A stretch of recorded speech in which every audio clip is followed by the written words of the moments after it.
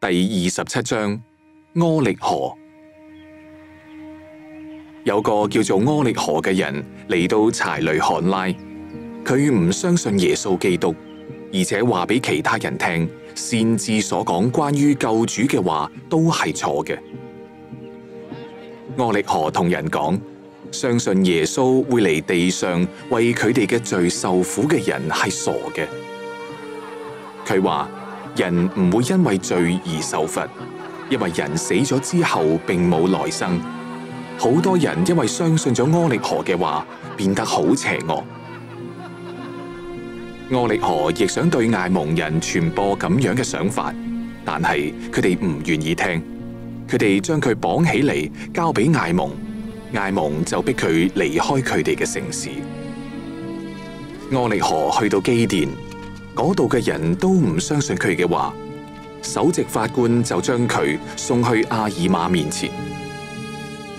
阿爾瑪問柯力河係唔係相信神，柯力河話唔相信。阿爾瑪見證的確有神存在，而且基督會嚟臨。柯力河要阿爾瑪顯現神蹟，好證明真係有神。柯力河話，如果佢見到神嘅大能所顯示嘅神蹟，佢就會相信。阿爾瑪話俾柯力河知，由經文同所有先知嘅見證入面，佢已經睇到好多神嘅大能所顯示嘅神蹟啦。阿爾瑪話，大地同大地上嘅萬物，以及喺天空運轉嘅行星，都能夠證明神嘅存在。柯力河仍然唔相信。阿爾瑪為柯力河嘅邪惡感到痛心，而且警告佢，佢嘅靈魂會被毀滅。柯力河仍然要睇見神蹟嚟證明神嘅存在。阿爾瑪話，神所顯示嘅神蹟就係柯力河會成為啞巴。阿爾瑪啱啱講完呢句話，柯力河就唔能夠發出聲音講話。佢知道呢個就係嚟自神嘅神蹟，而且佢一早就知道有一位神。佢懇求阿爾瑪為佢祈禱，免去呢個阻罰。